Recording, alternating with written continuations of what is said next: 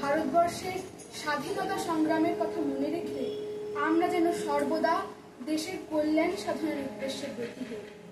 স্বাধীনতা দিবসের পূর্ণ লগ্নে মাতৃভূমির আহ্বানে সকল ভারত সন্তান একত্রিত হয়ে যেন এগিয়ে নিয়ে যেতে পারি সেই জয়যাত্রা। তাই তো বলি, চল রে চল সবে ভারত সন্তান, মাতৃভূমি করে আহ্বান। চল রে চল সবে ভারত সন্তান।